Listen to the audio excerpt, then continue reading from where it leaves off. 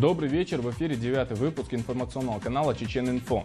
Напомню, это проект телеканала «Грозный», который обозначен как общественно-политический телевизионный журнал и первая попытка создания синтетического жанра, позволяющий в рамках одного часа удовлетворить все информационные потребности.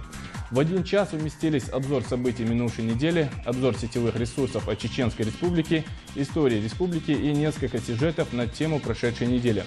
В обойме событий лазерное шоу спектакля «Сезам», цена на газ для населения республики, чеченский стиль женской одежды от Ахмадуллиной, проблема заминированных территорий и многое-многое другое. Все это в течение часа, прямо сейчас. Авторы программы убеждены в том, что новости – это интересно, если к ним подходить с интересом. С начала года в Грозном сдано около 60 жилых домов и социальных объектов. Зарплаты в конвертах в республике не будет. Чеченский стиль от Ахмадуллиной. Это и многое другое в экспресс-обзоре Рустама Мугаева. В Чеченской Республике заминировано не менее 24 тысяч гектаров земель. О проблеме и выходе из сложившейся ситуации в рубрике «Дайджест недели». Обзор событий глобальной сети интернет за минувшую неделю. Грозный уже вполне европейский город. В Чеченской Республике самый высокий уровень рождаемости. На взрывчатке чеченка заработала 3,5 миллиона рублей. Рассмотрено уголовное дело ученика 10 класса. Что не так в нашем обществе? Вопросы о морали и нравственности. Что лежит за внешней стороной события или явления? Нападение Тавшет-Хаджи на крепость внезапную. Коллективное прошение на имя наместника Кавказа. Как принял чечено-ингушскую делегацию знаменитый нарком. Хронология памятных дат истории. 20 ран грозного имама Шамиля. Кто посмел причинить ему такую боль? Об этом в рубрике «Жизнь замечательных людей». В рубрике «Экспресс-инфо», как обычно, представлена объективная и независимая картина событий прошедшей недели. Реальная политика и экономика, свежие факты и оперативная хроника. Важные события и громкие заявления. 10 динамичных сюжетов о наиболее ярких событиях прошедшей недели. В качестве документальной базы этой рубрики, как всегда, используются съемки новостной редакции нашей телекомпании. 9 мая представители руководства Чеченской Республики поздравили с Днем Победы ветеранов, проживающих на улице имени Ахмата Кадырова в Южном Бутово. Мероприятие началось с возложения цветов к памятному знаку Ахмата Кадырова. В церемонии приняли участие ветераны войны, сотрудники представительства Чеченской Республики, помощники депутатов Госдумы и представители мусульманского духовенства. Представители Чеченской Республики поздравили ветеранов с Днем Победы и вручили им букеты цветов, а также подарочные наборы и конвертами с 25 тысячами рублей. Как пояснили организаторы, такую сумму получил в этом году и каждый ветеран войны из Чеченской Республики. По данным чеченского представительства, в Москве на улице имени Ахмата Кадырова в настоящее время проживает 19 ветеранов войны. С начала года только в Грозном сдано в эксплуатацию около 60 социальных объектов и жилых домов. Об этом на встрече с президентом Чеченской Республики Рамзаном Кадыровым сообщил первый заместитель председателя правительства Чеченской Республики, министр строительства Чеченской Республики Ахмад Гихаев. Большая часть из восстановленных объектов расположена в Старопромысловском районе столицы. Это в основном жилые дома. Гихаев также доложил о работах, проводимых на Чернореченском водохранилище.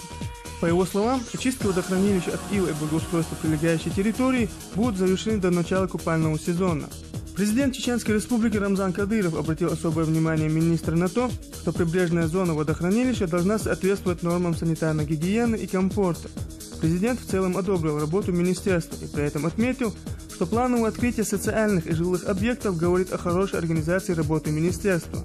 Он также призвал сохранять высокие темпы строительных работ в городах и селах республики. В Грозном пройдут гастроли детского театрализованного лазерного шоу-спектакля «Сезам». Шоу пройдет в рамках федерального турне в конце текущего месяца в Государственном театрально-концертном зале столицы. «Сезам» – одна из новейших детских программ, покоривших сердца детей во многих городах России. Яркие герои полюбившихся мультфильмов и сказок подарят незабываемые впечатления детям и взрослым. Знаменитые и популярные персонажи, живые куклы-гиганты, Спайдермен, Человек-паук, Черепашки-ниндзя, Салливан, Шрек, Панда Кунг-фу и многие другие еще раз напомнят зрителям о силе добра и дружбы, вовлекая зрителей в перипетии сюжета и делая их участниками представления. После представления зрители получат возможность сфотографироваться с полюбившимися персонажами. В рамках шоу пройдет также и конкурс на лучший рисунок на тему «Мой любимый персонаж». Сообщается, что каждого участника ждет сюрприз, а победителей – призы и подарки. В 2009 году цена на газ для населения Чеченской Республики за счет используемого попутного нефтяного газа, добываемого в республике, будет на 15-20% ниже, чем в соседних регионах России. Об этом на прошедшей неделе заявил генеральный директор ООО «Чечен-Газпром» Ламали Баймурадов. За счет собственной добычи попутного нефтяного газа мы имеем возможность снижать цену на газ. Используя собственный ресурс, мы делаем его для населения дешевле, чем в других регионах. Для прочих потребителей, промышленных, коммерческих и бюджетных организаций цена остается на уровне, установленном Федеральной службой тарифов, отметил в этой связи Баймурадов. По его словам, снижение цены на газ в Чеченской Республике связано с высоким уровнем безработицы в республике, так как основным потребителем газа является население, доля которого составляет 86% от общей реализации. Газ населению Чеченской Республики отпускается по ценам, утвержденным Государственным комитетом цен и тарифов Чеченской Республики. После трехдневного визита в Кувейт в Грозный возвратилась чеченская делегация во главе с руководителем Духовного управления мусульман Чеченской Республики Султаном Мирзаевым. В результате ряда встреч в столице этой страны чеченский муфти достиг договоренности о реализации в республике ряда социальных и благотворительных проектов. Одним из итогов состоявшихся встреч стало решение открыть в Грозном филиал Комитета мусульман Азии. Сообщается также о намерении инициировать рассмотрение на Совете директоров Всемирного исламского благотворительного фонда вопроса о строительстве Чеченской Республики реабилитационного центра для детей-инвалидов. Кувейтская сторона заявила также о предстоящем участии в восстановлении и ремонте ветшавших зданий мечети, медресе и зияртов. Обсуждались также и перспективы съемок кувейтскими телевизионщиками документального фильма о мусульманах Чеченской Республики и Северного Кавказа. Для преодоления последствий роста безработицы, которая может усугубиться с течением финансового кризиса, правительством Чеченской Республики проводится работа по легализации объектов налогообложения. В целях выявления фактов использования наемного труда без наличия трудовых договоров и соглашений фискальными органами создана специальная комиссия. Особое внимание при этом уделяется работе по выявлению теневой заработной платы. Основная задача – побудить налогоплательщиков к декларированию выплачиваемой работникам заработной платы. В целях снижения напряженности на рынке труда в 2009 году правительством республики также утверждена и программа дополнительных мер. Цель программы – поддержка занятости населения, смягчение социальной напряженности на региональном рынке труда и содействие в трудоустройстве безработных граждан. В рамках указанной программы планируется организация общественных работ для более 22 тысяч человек. Чеченскую республику посетила делегация международной строительной компании CCC из Абу-Даби во главе с ее вице-президентом Валидом Сальманом. Это уже третий визит представителей компании в республику. Палестинские инвесторы намерены построить в Грозном детский сад на 300 мест и 19-этажный жилой дом. В жилом доме предусмотрены 3 подвальных этажа для парковки автомобилей. 5 этажей будут отведены под торговые центры и офисы. Площадь в квартир-доме будет доходить до 140 квадратных метров. Предложенные проекты были одобрены главой правительства Чеченской Республики. Адайс Байсултанов отметил, что под строительство этих объектов в Грозном уже определены площадки. Палестинские инвесторы выразили готовность инвестировать также в восстановление системы энергетики и транспорта республики. В этой связи делегации был предложен на рассмотрение ряд проектов. Особую заинтересованность гостей вызвал проект нового международного терминала в аэропорту Грозный. На прошедшей неделе Чеченскую Республику посетил официальный дизайнер конкурса Евровидение-2009 известный моделер Елена Ахмадуллина. В ходе поездки Ахмадуллин отметил, что в Чеченской Республике видит новые возможности в сочетании творческого поиска и создания новой линии одежды с учетом культурных особенностей вайнахов.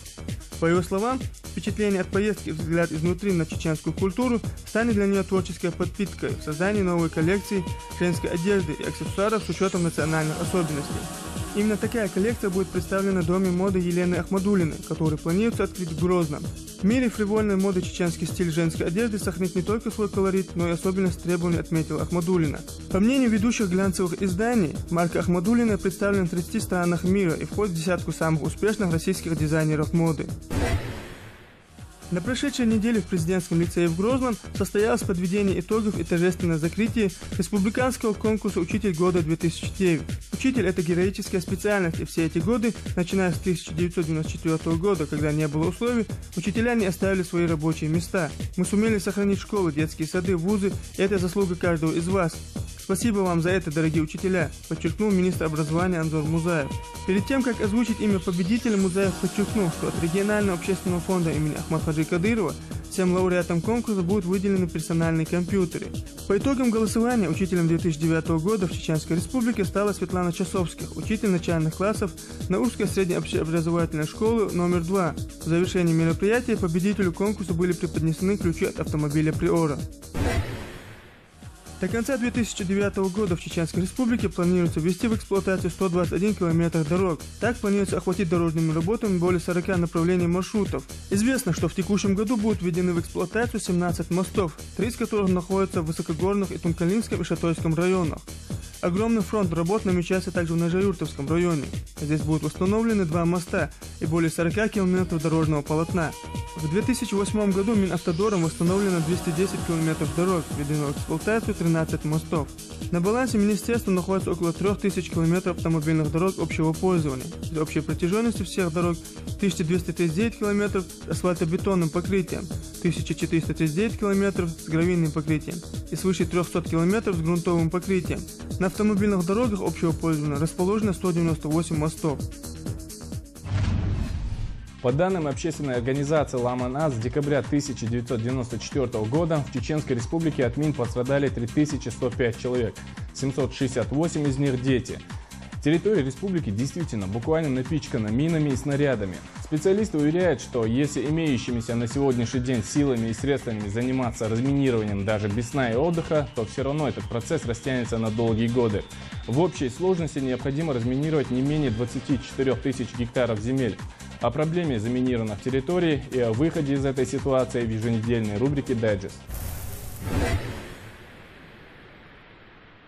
Тема, которую предстоит обсудить, очень тяжелая, потому что проблема заминированных территорий и минных жертв по своей значимости находится в числе тех, от решения которых зависит выживание нации. Вопрос разминирования территории Чеченской Республики все еще остается серьезной проблемой.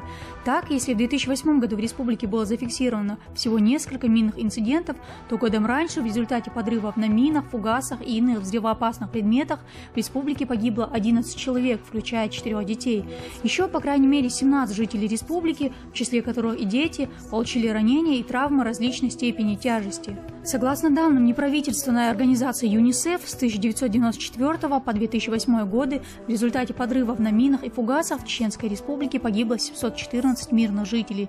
Еще 2379 человек были ранены. Однако, по данным общественной организации «Ламан-Аз», в декабре 1994 года от мин пострадали 3105 человек, 768 из них – дети.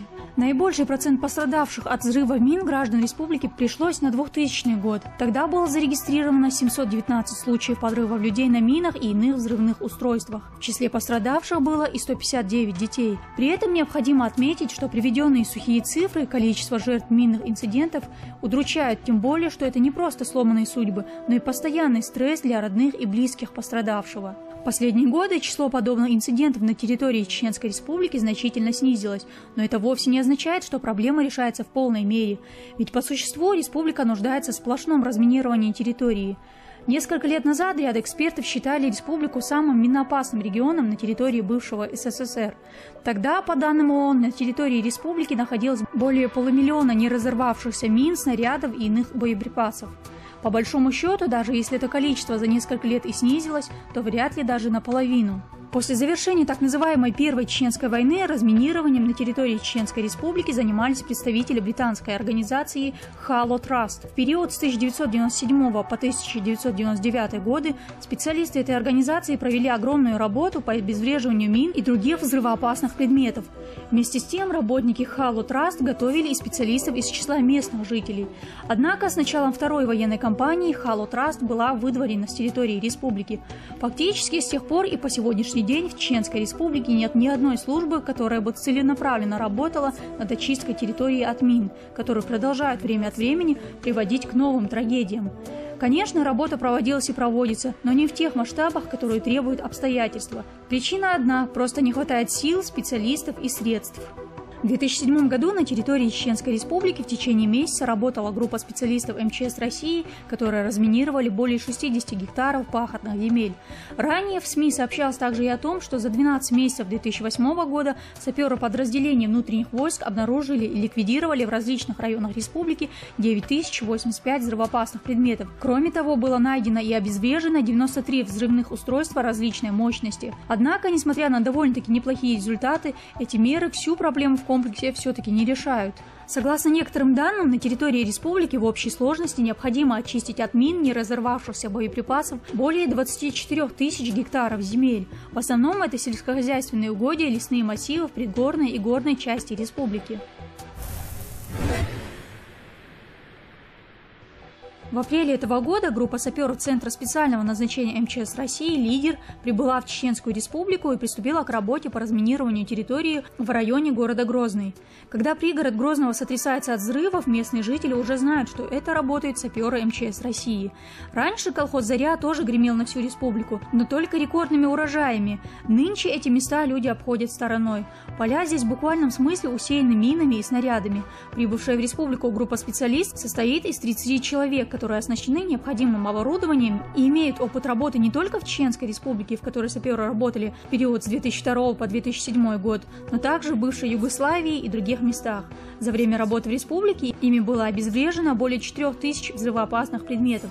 В эту поездку им предстоит проверить на наличие взрывоопасных предметов и полностью очистить от мин, снарядов, фугасов и прочих взрывоопасных предметов сельскохозяйственные земли, принадлежащие госхозу «Заря» под городом Грозный. В общей сложности до конца мая им предстоит проверить около 50 гектаров полей. Работа сапера заключается в том, что каждый сигнал металлодетектора, с которым он работает, он обязан отследить и проработать так называемый этот сигнал. Независимо от того, взрывоопасный предмет или же это какое-то бытовое железо или же сельскохозяйственное железо. Мы работаем здесь уже около месяца. За это время выполнено нами очищено 40 гектар. Работали мы в том числе и в праздничные дни, потому что прибыли сюда для того, чтобы выполнять работу, помогать людям, а, соответственно, не отдыхать. Характер взрывоопасных предметов, которые здесь обнаружены на этом поле, самый различный, начиная от гранат, от подствольного гранатомета, это ВОК-25, от АГС, автоматического гранатомета ВОК-17, в том числе противотанковые мины, мины от минометов, а также взрывчатка с активной бронетехники. На сегодняшний день, по данным сотрудников республиканского МЧС, саперы осмотрели несколько гектаров сельскохозяйственной угодий госхоза. В ходе инженерно-саперных работ ими были обнаружены и ликвидированы более 17 различных боеприпасов. То, как сейчас работают саперы, называется сплошное разминирование. Это значит, территорию очищают от любого металлического предмета, будь то гильза, гвоздь или снаряд. Чаще всего места, где, возможно, зарыты взрывоопасные предметы, сотрудникам МЧС подсказывают местные жители. Дело в том, что минные карты никем не составлены. В МЧС республики уже подсчитали, даже усилиями отряда «Лидер» на разминирование республики уйдет еще около 10 лет. Всего с начала апреля специалисты Центра «Лидер» обнаружили и уничтожили 22 боеприпаса, представляющих угрозу для жизни местного населения. В общей сложности до конца мая саперы отряда планируют обезвредить 50 гектаров земли. В масштабах республики это капля в море. По данным Министерства сельского хозяйства республики, более 20 тысяч гектаров пахотных земель требуют сплошного разминирования, и эти цифры не окончательные. Второй этап разминирования пройдет осенью этого года. Тогда будет очищено еще 70 гектаров земель. Все работаем так, как положено, согласно требованиям всех руководящих документов, и нам сопутствует успех на данный момент. По большому счету, проблема худо-бедно решается и руководством республики, в том числе и лично президентом. В целях решения этой весьма серьезной проблемы предпринимаются довольно-таки серьезные усилия. Тем не менее, проблема заминированных территорий настолько глобальна, что без вмешательства федерального центра решить ее основательно не представляется возможным. Территория Чеченской республики буквально напичкана минами, не разорвавшимися снарядами и взрывными устройствами. Специалисты уверяют, что если даже разминированием территории республики заниматься имеющимися на сегодняшний день силами и средствами и дни, и ночи без сна и отдыха, то это все равно растянется на долгие годы. По мнению ряда специалистов, в общей сложности в республике необходимо разминировать не менее 24 тысяч гектаров земель. Сегодня, по разным оценкам, в горах и лесах республики еще остается до миллиона различных взрывоопасных предметов. Для проведения этих работ требуется порядка 12 миллиардов рублей, а такую сумму республиканский бюджет просто не осилит. Именно поэтому республиканские власти убеждены, что необходимо инициировать принятие федеральной целевой программы по разминированию территории республики, по крайней мере, предусмотреть в бюджете Минобороны Российской Федерации соответствующую статью расходов. Всесильный интернет от Чеченской республики. Что говорят о нас на сетевых ресурсах? На прошедшей неделе говорили о том, что Грозный уже вполне европейский город, о том, что в Чеченской республике самый высокий уровень рождаемости, что безработная чеченка заработала 3,5 миллиона рублей и что в Шелковском районе рассмотрено уголовное дело в отношении ученика 10 класса средней школы села Коби. Чинет.Инфо с обзором событий глобальной сети интернет за минувшую неделю.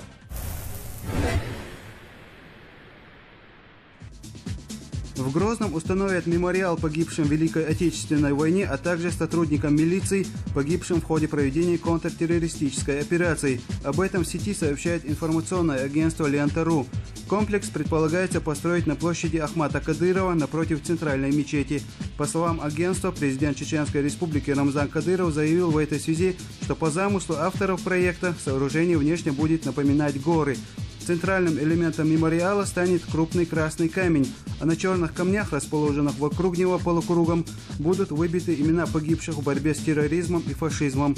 Планируется, что внутри комплекса разместится музей, в котором будут выставлены личные вещи и фотографии погибших. Самый высокий уровень рождаемости фиксируется в Чеченской Республике, в которой на одну женщину приходится 2,77 рождений. По 2,1 ребенку рожают женщины в Авенкийском, Бурятском, Чукотском автономных округах и Туве, регионах, которые трудно назвать комфортными. А меньше всего рожают в Ленинградской, Тульской, Воронежской, Саратовской, Тамбовской областях, утверждает «Новая газета» в материале, опубликованном на сетевом ресурсе газеты. Как утверждают эксперты издания, Россия неизменно остается в группе стран со сверхнизким ее уровнем. Государство спохватилось и 2 года назад приняло концепцию демографической политики Российской Федерации на период до 2025 года. Главным ресурсом в стимулировании рождаемости стал масштабно отрекламированный материнский капитал, денежное вознаграждение роженицам, утверждает издание. На этой неделе сетевые ресурсы сообщили, что в мировом прокате стартовал блокбастер «Ангелы и демоны» режиссера Рона Говарда. В 2006 году киноадаптация аналогичного бестселлера «Код да Винчи» стала одним из самых громких фильмов года. Но прозвучала картина не из-за своих художественных достоинств. Основная полемика развернулась вокруг теологической составляющей фильма. Концепция писателя и экранизатора, по которой Христос был женат, да к тому же имел потомков, живущих сегодня, вызывала удивление даже у людей, далеких от церкви. Более того, неприятие сплотило христиан и мусульман. С требованием запретить фильм к властям и Генпрокуратуре обратились муфтия Чеченской Республики, Центральное духовное управление мусульман России и пресс-служба Московской Патриархии.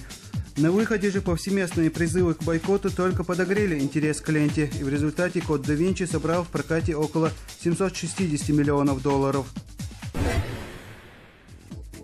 Безработная жительница чеченского села Ушкалой добровольно выдала милиционерам 182 килограмма тротила и на этом заработала 3,5 миллиона рублей, сообщили в четверг сетевые издания со ссылкой на правоохранительные органы Чеченской Республики. Сообщается, что селянка обнаружила вещество, похожее на тротил, при выпасе домашнего скота на окраине Ушкалоя.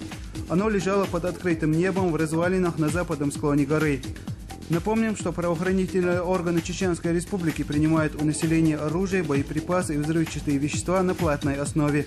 Стоимость 1 грамма взрывчатки оценивается в 20 рублей. Таким образом, 182 килограмма тротила при сдаче оценивается в 3 миллиона 640 тысяч рублей. Эта сумма превышает ту, которую за сданную взрывчатку в конце апреля пообещали жителю села Вашендарой. Он принес в милицию 74 килограмма тротила, что стало самой крупной партией взрывчатки, сданной в Чечне за последнее время. Шелковским районным судом Чеченской Республики рассмотрено уголовное дело в отношении ученика 10 класса средней школы селения Коби, обвиняемого в заведомо ложном сообщении об акте терроризма. 24 января 2009 года подсудимый в компании друзей решил пошутить и сделал ложное сообщение о готовящемся теракте. Школьник позвонил с мобильного телефона в контактный центр сотового оператора «Мобиком Кавказ» в городе Краснодаре и сообщил о якобы заложенной в здании бомбе. С учетом характера и степени общественной опасности совершенного деяния, личности подсудимого, чистосердечного признания вины и несовершеннолетнего возраста, подсудимому назначено наказание в виде штрафа в размере 10 тысяч рублей. При этом, в соответствии с законом, штраф, назначенный несовершеннолетнему, взыскан с его законного представителя, то есть отца осужденного. Приговор вступил в законную силу. В интернете обнародован трейлер к фильму «Хайди Ди», второму полнометражному чеченскому кинопроекту. Это событие интересно тем, что уже второй чеченский кинопроект за неполный год. Первым был художественный фильм «Отчуждение». В связи с анонсом фильма режиссер-любитель Ирбайхан Гайтимиров отметил, что картина рассказывает о судьбе героя фильма, который обречен на неминуемую гибель, предопределенной ходом сюжета. Гайтимиров подчеркнул, что несмотря на то, что за последние годы в республике практически не снимали кино, чеченский зритель достаточно требователен к содержанию, и опыт отчуждений это показал более чем убедительно. Фильм в грозненском прокате с треском провалился. Люди пошли в кинотеатры, однако отзывы были нелестные, заявил Гайтимиров в этой связи. По словам начинающего режиссера, после премьеры фильм планируется выставить на кинофестиваль. Отечественных автомобилей больше всего на юге России и в Поволжье, а иномарок в Дальнем Востоке и северо-западе нашей страны. Такой вывод делают специалисты аналитического агентства «Автостат», которые провели глубокое исследование структуры парка легковых автомобилей по регионам России. Аналитики констатируют, что в 13 регионах России доля отечественных автомобилей пока еще превышает 80%. По данным этого агентства, по количеству отечественных автомобилей лидируют республики Северного Кавказа. Эксперты подсчитали, что автопарк Республик Северного Кавказа состоит из российских марок машин почти на 90%. Так как в Чечне на отечественные марки приходится почти 88% автомобилей, в Карачаево-Черкесии 86%, в Ингушетии чуть более 83%. Больше всего отечественных машин, как выяснилось, в Дагестане 89%. При этом на Дальнем Востоке России на отечественных машинах ездят только чуть более 23% водителей. Видеоролик «Чеченская девушка», запущенный в рамках программы духовно-нравственного воспитания подрастающего поколения во всемирную паутину, как совместный проект чеченского телевидения и Министерства Чеченской Республики по внешним связям, национальной политике, печати и информации, с момента его существования в сети интернет просмотрело более 186 тысяч интернет-пользователей. Об этом сообщает сайт «Чечня сегодня». Проблемы духовно-нравственного воспитания актуальны во всех регионах, но чеченское общество придает этой сфере огромное значение. Большое количество просмотров говорит об актуальности проблемы и подчеркивает, что вопреки прогнозам некоторых скептиков ролик работает и работает самым активным образом, отмечает в этой связи автор проекта. Видеоролик, в котором подчеркивается необходимость сохранения традиционной и самобытной чеченской культуры, рассказывает о роли и месте чеченской девушки в современном обществе. Сетевой журнал «Кручина» отмечает, что в российском педагогическом сообществе нарастает ропот. В Питере ЕГЭ по физике не сдали 2/3, а в Дагестане его все сдали чуть ли не на отлично. И по русскому языку примерно так же. Вот цитата из интернет-форумов, на которых люди пишут, что думают. На периферии, о которой все так пекутся, ситуация иная, чем в столице. К примеру, из Чеченской Республики в прошлом году привозили 100-бальные результаты ЕГЭ по русскому языку, не умея при этом связать пару слов. Подобно тому, как на выборах существует понятие «республиканский процент за партию власти», так и в ЕГЭ мы рискуем увидеть республиканский процент отличных аттестаций. Родителям за чистоту в рядах ЕГЭ особо следует отметить, что из Чеченской Республики в прошлом году 100% результатов быть не могло. И это, мягко говоря, ложь, высосанная из пальца. По одной лишь причине – ЕГЭ в республике проводится в этом году впервые. Рим, Византия, Египет. Все эти великие цивилизации погибли тогда, когда безнравственность стала нормой их общества. В последнее время вопросы нравственности и морали, становясь предметом ярко выраженных дискуссий и почвой для конфликтов, звучат все чаще и чаще и в нашем обществе. Все эти вопросы порой приобретают и четко обозначенный политический оттенок. Что происходит с нашим обществом? Об этом в регулярном исследовании того, что лежит за внешней стороной события или явления, в еженедельной рубрике «Тема». Высокая духовность, твердые моральные устои всегда были отличительной чертой чеченцев и всего чеченского общества в целом. Человек бездуховный, аморальный, терял лицо и никогда не мог претендовать на какую-либо значимость в этом обществе. Даже в годы лихолетия чеченцы придерживались высокой морали, что и позволило в конечном итоге сохранить им свое национальное лицо. Примеры этого мы видим в творчестве классиков русской литературы Михаила Юрьевича Лермонтова, Льва Николаевича Толстого, а в более поздний период и у Александра Солженицына. Русско-Кавказская война XIX века, красный террор периода гражданской войны и последовавшая за ним коллективизация, репрессии 30-х годов, ссылка 44-го – все это чеченцы пережили, уповая на Аллаха и не теряя своего лица. На рубеже тысячелетий чеченцы стали жертвой новых, беспрецедентно жестоких испытаний. По сути, народ был поставлен на грань выживания. Национал-предатели в сговоре с политическими авантюристами, руководившими Россией в конце 90-х годов 20 века, развязали на чеченской земле войну. Вся военная мощь одного из сильнейших государств мира обрушилась на страну войнахов. Города и села республики были подвергнуты тотальному разрушению. Погибли десятки тысяч человек, сотни тысяч были ранены. Уставшие от войны, насилия и безысходности, люди постепенно деградировали. Начало 21 века ознаменовалось для Чеченской республики социальными явлениями, которые никогда ранее не были характерны для чеченского общества. Наркомания, алкоголизм, проституция, свободные прозападные нравы. На разрушенных и побитых улицах чеченских городов можно было наблюдать странные картины.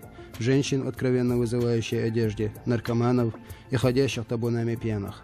Если война наркомании была объявлена в самом начале 2000 года и уже к 2005 году покупка наркотиков в республике была делом довольно проблематичным, то остальные фигуранты дела были взяты в разработку тогда, когда социально-политическая обстановка более-менее стабилизировалась.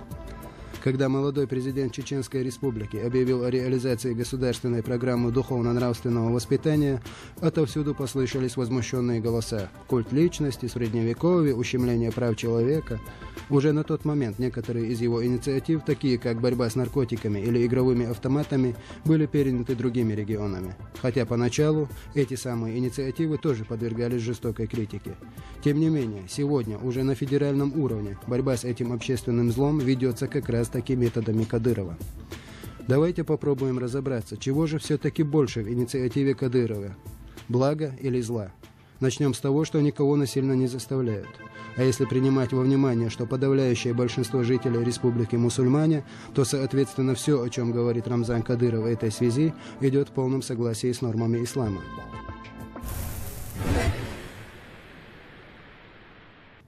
Во-первых, в программе содержится призыв к духовной и нравственной чистоте, и не надо путать это с ваххабистским максимализмом. Пьяных палками не бьют, хотя и следовало бы, и паранжу ни на кого силком не натягивают. Речь идет только о постоянных нравственных приоритетах чеченцев. А чеченские женщины, как известно, всегда одевались в скромную одежду. Появление пьяным в общественном месте навлекало позор не только на самого пьяного, но и на всю его родню. От того, что мы говорим, что мы мусульмане, что мы чеченцы, от слов ничего не меняется. Мы должны выглядеть соответственно и вести себя соответственно. Во-вторых, программа никоим образом не представляет собой запретительную меру, как ее пытается представить в ряде средств массовой информации. Во главе угла – воспитательная и разъяснительная работа. Именно в этих целях ведется постоянная работа в мечетях, школах, вузах, государственных учреждениях. Плоды этой работы уже можно наблюдать, просто выйдя на улицу. Курящих молодых людей, не говоря о пьяных, в общественных местах можно встретить крайне редко. Откровенно одетые девицы тоже редкость. Количество наркоманов и хронических алкоголиков снизилось в разы, а регистрация новых, присевших на иглу или попавших в зависимость к зеленому змею, по словам главврача республиканского наркодиспансера Мусы Дальсаева, вообще носит единичный характер. В-третьих, в программе нет ни одного момента, вступающего в противоречие с существующим законодательством. Время продажи крепких спиртных напитков ограничено 2 часами в сутки, а в том, что происходит это с 8 до 10 утра, нет ничего противозаконного. То, что в государственные учреждения ограничен доступ женщин с непокрытой головой, тоже не противоречит закону. Каждое госучреждение вправе регламентировать форму одежды своих сотрудников и посетителей. Последнего момента хотелось бы коснуться отдельно. Многие считают это нарушением прав женщин. А в какой религии, позвольте вас спросить, господа критики, допускается, что женщина не должна покрывать голову платком? В исламе на сей счет есть четкие и недвусмысленные рекомендации. Вы возразите, а христианство? А вы видели, как христианские женщины ходят в церковь? В платках. То, что современные христианки довольно свободны в своих нравах, еще не означает, что такую установку им дает само христианство. И отдельно вопрос к мужчинам.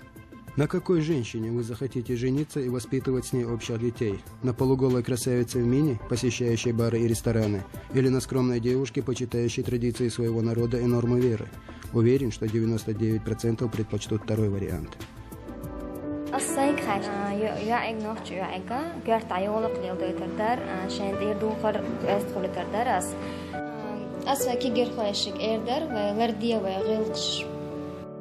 Мне кажется, что чеченская девушка в первую очередь должна соответствовать происхождению. То есть она не должна забывать в первую очередь, в каком обществе она находится. То есть она родилась, воспитывалась в чеченском обществе.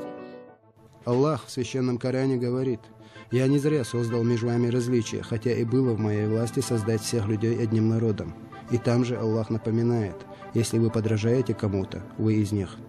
Так что лучше для нас, оставаться чеченцами или быть пародией на французов, итальянцев или американцев?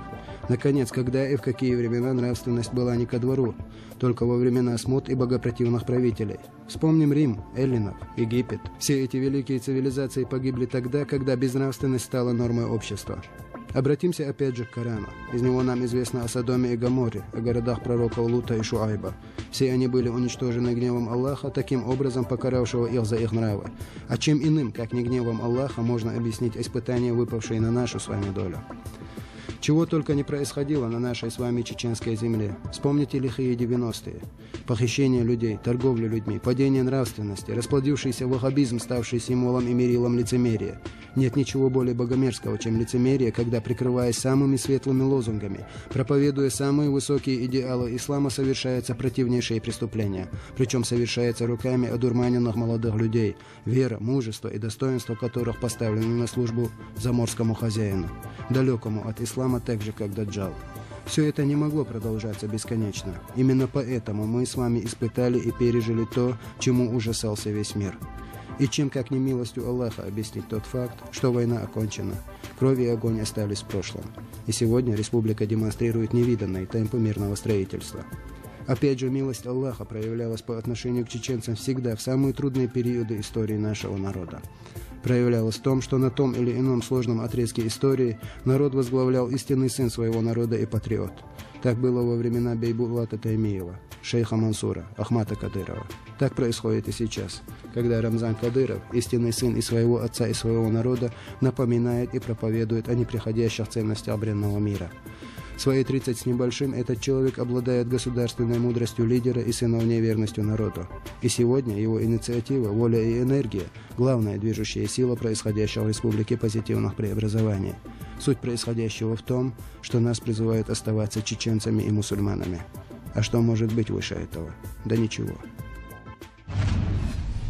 История Чеченской Республики в зеркале времени. Обзор ключевых событий чеченской истории второй половины мая в непричесанной истории Чеченской Республики. На этой неделе в обзор вошли избрание имама Магомеда Кудуклинского, нападение Таушат-Хаджи на крепость Внезапную, коллективное прошение наместнику Кавказа о предоставлении горскому населению прав местного сельского самоуправления, прием чечено-ингушской делегации у знаменитого наркома Серго Орджоникидзе.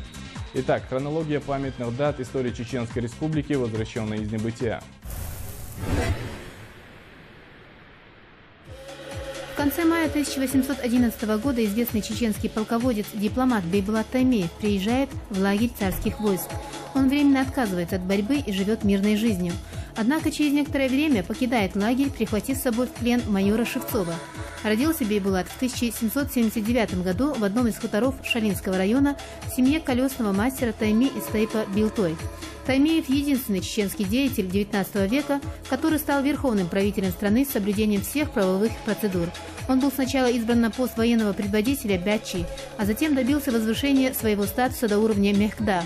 С именем Бейбулата связаны блестящие страницы истории чеченского народа, выдающиеся полководческие дарования, широкий кругозор политика и государственного деятеля, дипломатический талант, глубокие теоретические способности, сочетавшие красноречие с трезвостью и логичностью ума, определяли роль Таймиева в истории Чечни первой трети XIX века. В мае 1825 года в чеченском селении Майртук состоялся общечеченский съезд Мехкел. Одним из главных вопросов, который предстояло рассмотреть на этом съезде, был вопрос избрания имама Чечни. Выборы главного духовного и общественного лидера состоялись. Решением членов Мехкела имамом был объявлен выходец из Дагестана ученый-богослов Магомед Кудуклинский. На избрание Кудуклинского имамом в основном повлияло то, что он являлся учеником и сподвижником известного алима из Кюринского ханства Дагестана Магомета Яракского.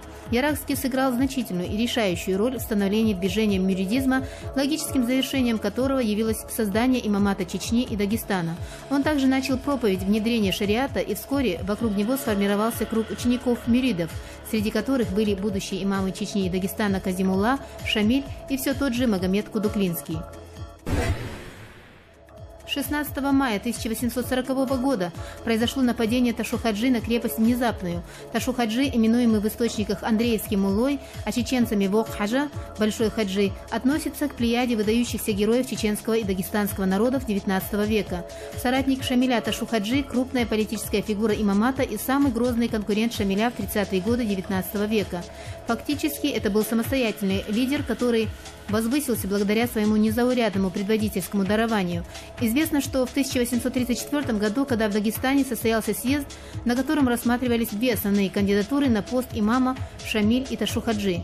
На этом съезде большинство голосов получил Шамиль. Не оспаривая избрание Шамиля, чеченский шейх сохранил независимую политическую позицию, и Шамиль был вынужден считаться с мнением шейха по ряду ключевых вопросов. 15 мая 1850 года Махмад Эмин Чеченский в целях доклада турецкому султану о проводимых им мероприятиях по укреплению влияния Шамиля пишет известное письмо хану Мирсизу. В состав имамата Шамиля входили не только Нагорный Дагестан и Чечня, но и Западный Кавказ, населенный почти полумиллионным адыгским населением. Здесь с 1848 года правил наиб из чеченцев милордом Махмад Эмин Чеченский. Махмад Эмин в силу организаторских и полководческих дарований сумел добиться большого авторитета в племенах шапсугов, найтухайцев и абадзехов. В ходе Крымской войны, в которой турки сделали большую ставку на поддержку горцев, Махмад Эмин получил от турецкого султана звание паши. 7 сентября 1859 года Шамиль сдался армии Баритинского. После Шамиля настал черед и Махмад Эмина. 17 мая 1905 года от имени чеченского, ингушского, кабардинского, осетинского народов наместнику Кавказа подано коллективное прошение о предоставлении горскому населению прав местного сельского самоуправления. Возглавив управление краем, граф Воронцов-Дашков предпринял социальную поездку по Кавказу с целью изучения нужд туземного населения. В ходе его посещения Терской области представители от горских народов подали ему несколько прошений. Среди них и ходатайство о предоставлении сельским обществам права избирать самим старшин и об упорядочении их сельских сходов. Решение этого вопроса поставило бы деятельность чиновников под больший контроль и ограничило бы возможности злоупотребления служебным положением. По настоянию наместника в том же 1905 году прошения были удовлетворены. В последовавшем положении об инородцах горским народам было предоставлено право выбора своих гражданских и духовных должностных лиц, а также старшин. 16 мая 1906 года на собрании выборщиков во Владикавказе от горских народов Терской области депутатами в Государственную Думу избирается кадет Маслов и чеченец Таштемир Эльдерханов. Таштемир Эльдерханов, крупный просветитель, литератор, член 1-й и 2-й Государственной Думы, родился 1 апреля 1870 года в семье крестьянина-середняка в селении Гихи. Таштемир закончил в Грозном русскую школу, ремесленное училище во Владикавказе и Тифлисский учительский институт. После распуска Государственной Думы Таштемир Эльдерханов возвращается в Грозный, но власти запрещают ему преподавание в школах Терской области. Он уезжает в Баку, где и работает вплоть до февральской революции 1917 года. После окончания гражданской войны Эльдерханов избирается председателем Ревкома, затем председателем Чеченского областного исполкома. Он также работал и председателем Национального совета в Краевом исполкоме в Ростове-на-Дону. В 1929 году Эльдерханов занимал ответственный пост в Грознефти. 11 мая 1918 года в Тифлисе руководители Союза объединенных горцев Северного Кавказа провозгласили Горскую республику, официальное название Республика Союза горцев Северного Кавказа, и опубликовали декларацию об объявлении полной независимости республики и выходе из состава Российской Федерации, РСФСР. Председателем правительства Горской республики области стал чеченский предприниматель Тапа Чермоев, иначе Абдулмежид Чермоев. Председателем парламента ингушский адвокат Виссангирей Жабагиев, министром иностранных дел Гайдар Баматов. Уже 8 июня Северокавказская республика заключила дружественный союз с Турцией. Союз некоторое время действовал в качестве высшего органа власти народов Северного Кавказа, однако просуществовал недолго. В результате начала гражданской войны на Северном Кавказе и последовавшего провозглашения Терской Советской Республики горское правительство фактически потеряло власть и распалось. В мае 1935 года состоялся прием чечено-ингушской делегации у члена Политбюро ЦК ВКПБ знаменитого наркома Сергу Орджоникидзе. После встречи появились два постановления ЦК, которыми разрешалось носить кинжалы там, где это является принадлежностью национального костюма, и как исключение из устава сельскохозяйственной артели В Чечено-Ингушетии разрешалось колхозникам иметь и содержать своих собственных верховых коней. Орджоникидзе имел с чеченцами-ингушами давние связи. Так, в ходе гражданской войны Серго возглавил борьбу за советскую власть на Северном Кавказе и в Закавказье. Выполняя указания партии, именно он объединял революционные аулы Чечни и Ингушетии на борьбу с белогвардейскими полчищами. До конца дней своих Серго Орджоникидзе повседневно интересовался этим регионом, помогал всем необходимым, лично следил за его развитием. 15 мая 1991 года Верховный Совет ЧССР принял решение о переименовании Чечено-Ингушской автономной Советской Социалистической Республики в Чечено-Ингушскую Республику, исключив из ее названия слова «автономная Советская Социалистическая». На сессии Верховного Совета также в целом одобрен проект договора о Союзе суверенных государств и утвержден состав делегации для его подписания. Уже 22 июня этого же года Съезд народов Чечено-Ингушетии принял обращение к президентам СССР и РСФСР, в котором подчеркивалось, что многонациональная Чечено-Ингушетия всегда будет вносить весомый вклад в дело братского сотрудничества народов, мира и согласия в обществе, процветания единого Отечества. 10 мая 2004 года Рамзан Кадыров назначен первым вице-премьером Чеченской Республики. В этой должности будущий президент Чеченской Республики, российский государственный деятель, герой Российской Федерации Рамзан Ахматович Кадыров отвечал за блок безопасности. В мае-декабре 2004 года Рамзан Кадыров и сотрудники службы безопасности, состоящие по большей части из бывших боевиков, ведут активную борьбу против незаконных вооруженных формирований. Кадыров также ведет переговоры с членами НВФ, предлагая им покинуть вооруженные формирования и вернуться к мирной жизни. За короткий период ему и его товарищам удалось убедить 40 боевиков из личной охраны Масхадова и 170 боевиков из отряда Руслана Гилаева добровольно сложить оружие. Уже в декабре этого года за мужество и героизм, проявленные при исполнении служебного долга, первый вице-премьер Рамзан Кадыров удостаивается высокого звания Герой Российской Федерации. На надгробном камне имама Шамиля выгравирована надпись «Здесь покоится тело имама Шамиля». При омовении покойника на теле его найдено 28 рубцов от ран, нанесенных ему неверными. Да упокоит его в мире великий Аллах. Однако мало кто знает о том, что 20 из этих ран были нанесены Шамилю старейшиной Мулкоевского тейпа Губашем. Кто он, Губаш Гухоевский? Об этом в рубрике «Жизнь замечательных людей».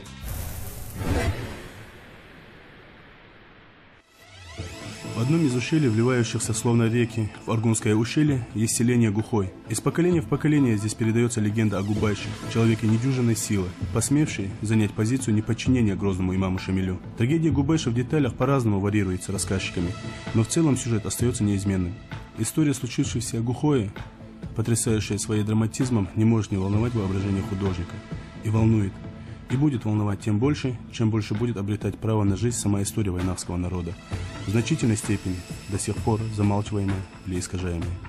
В наше время иные думают, что Шамиля и его религиозное учение мюридизм приняли с распростертыми объятиями.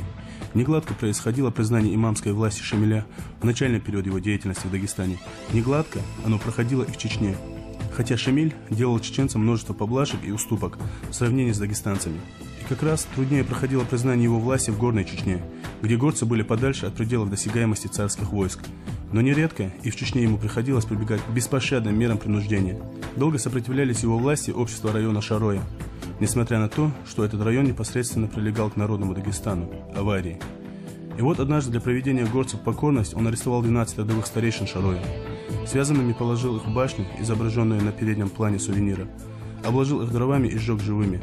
Деревянные части внутри башни сгорели начисто, позже рухнула ее пирамидальная кровля, а наружные стены стоят, как стояли сотни лет. Не всегда такие экзекуции, подобные Шароевской, проходили у Шамиля легко, и об одном таком случае, едва не стоящем Шамилю жизни, мы и хотим рассказать. Постоянным спутником Шамиля при его поездках по Дагестану и Чечне был его личный историограф Магомед Тагир Искараха, описавший наиболее важный случай из боевой и административной деятельности имама. Описывал он события в необъективном, верноподаническом духе, смотря на них глазами Шамиля. Главный труд его, составляющий объемистую рукопись на арабском языке, именовалась «Блеск горских сабель в некоторых газоватах имама Шамиля». Труд этот распространен по Дагестану и Чечне в 1,5 десятках списков. И один из вариантов его был переведен в советское время известным академиком-арабистом Крачковским. В сообщении же о случае, о котором мы хотим рассказать, имеется и общеизвестный актор Кавказской археографической комиссии, издававших в прошлом веке в Тифлисе. После того, как возле селения Старой Атыги в 1844 году была построена царская крепость Воздвиженская, Шамиль обижал подвластные ему аулы в общество, прилегающее к реке Чанты-Аргун. Дело было зимой. Шамилем была охрана в составе сотни мюридов-телохранителей. Шамиль посетил и Тумкале, был в Зумсое, в Чинхое, и оттуда приехал в Мулкоевское ущелье, где расположены были довольно большие аулы Гухой и Бенгарой. Под вечер имам остановился в ауле Гухой, у очень влиятельного в то время пожилого человека по имени Губейш. Это был человек непомерной силы и огромного роста. Считался он первым старейшиной Мулкоевского тейпа. Шамилю со свитой, состоявшей из 8 человек, отвели в доме Губейша большую комнату с широкими нарами у одной стены. У противоположной стены в очаге Таух горел жаркий огонь, и в комнате освещал чирк, каганец. Для конвойной сотни, расположенной в другой сакле, тут же во дворе Губейш велел зарезать быка. Для Шамиля и свиты зарезали барана. Гости и Шамиль, расположившись на нарах, плотно поужинали, и Шамиль попросил хозяина устроить ему постель у самого очага, так как за день он сильно промерз. Перед тем, как улечься спать, Шамиль затеял с Губейшем разговор. В то время Шамиль не умел говорить по-чеченски, и беседы с чеченцами он вел при помощи переводчика. Да и вообще, под конец своей имамской деятельности, по-чеченски он говорил плохо. Переводчиком у Шамиля был житель одного из ближайших селений. В числе свиты Шамиля был аварец, довольно хорошо говоривший по-чеченски. Но в продолжении всей беседы имама с Губейшем он молчал. «Губейш», — обратился Шамиль к хозяину дому, — «в эти дни я объехал горные ущелья и общество Шароя, Шатоя, Чанты, Зумсоя и Чинхоя.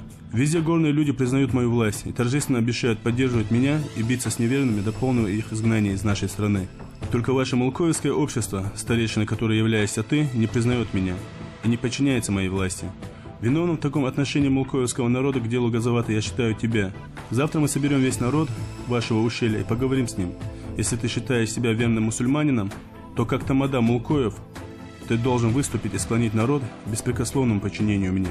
Переводчик все слова имама перевел точно, но добавил от себя: «Если ты этого не сделаешь, я тут же прикажу отрубить тебе голову». Горячий по характеру Губейш не выдержал и в раздраженном тоне ответил: «Шамиль, я никогда не шел против тебя и не уговаривал народ противиться твоей власти. Но то, что ты говоришь мне, покушав у меня в доме чурека и соли, недостойно имама». Переводчик исказил и слова Губейша, добавив от себя: «Это еще вопрос, ты ли мне отрубишь голову или я тебе». В сильнейшем гневе имам соскочил с нар и приказал свите: «Вяжите Гаура». 8 человек набросились на Губейша. Долго продолжалась борьба. Участвовал в ней и сам Шамиль. Наконец Губейша свалили и поясным ремнем связали ему руки за спиной, связали и ноги. «Выколите глаза собаки», — приказал имам. Один из свиты поспешно вынул подкинжальный ножичек и выколол Губейшу глаза. Ослепленного Губейша отвели в кладовую сакмошку и бросили на пол. У дверей поставили вооруженного мюрида-аварца, вызванного из конвойной сотни. Некоторое время Шамиль и свита обсуждали случай. Аварец и свиты, знавший по-чеченски, молчал. Наконец утомленные гости улеглись спать. Шамиль лег на постель, устроенную ему у самого очага, но через некоторое время, сильно разогревший у огня, перешел на нары. На его место у очага лег чеченец-переводчик. Глубокой ночью Губейшу удалось порвать ремни, связывающие его руки и ноги. Бесшумно выйдя из кладовки, Губейш напал на дремавшего охранника, задушил его и вытащил из ножен его кинжал. И, хорошо зная расположение комнат в своем доме, появился в помещении, где спали имам и его свита. Первым делом Губейш плотно закрыл дверь на запоры. Затем подошел к очагу и страшным ударом кинжала почти надвое разрубил лежавшего там переводчика, думая, что это Шамиль. Огонь в очаге к тому времени погас, каганец не горел. Лежавшие на нарах, в числе их и сам Шамиль, разбуженные шумом, вскочили, и в совершенной тьме началась борьба со слепым Губейшем. Во время драки 3 человека из свита Шамиля были убиты. Другие получили ранения. В числе их был и сам Шамиль, получивший 12 ран. На шум и крики из конвойной сотни сбежали мюриды, выломали дверь, отняли у Губейша кинжал и связали его. Уже лежа связанным на полу, Губейш крикнул: «Ну, Шамиль, если ты жив, как тебе показался твой хозяин, который принял тебя как дорогого гостя?» Ранее молчавший аварец из свиты перевел Шамилю вопрос. Шамиль ответил: «Слов нет. Храбрым человеком ты оказался, но ты неверный и собака. И утром умрешь, как собака». И утром Губаша всенародно казнили. Шамиль же почти год лечился от ран, нанесенных ему слепым Губашем. 12 лет спустя, 7 сентября 1859 года, в Гунибе Шамиль сдался армии Барытинского. После почетной сдачи в плен он долгое время безбедно проживал в Калуге. на попечение царя Александра II. В 1866 году принял присягу на верноподданство. После десятилетнего пребывания в Калуге в феврале 1869 года соизволение царя, которым бывший имам был возведен в потомственное дворянство, отправился в паломничество в Мекку, где и скончался. Шамиль похоронен в Аравии на кладбище Джаннат Аль-Бакия в Медине.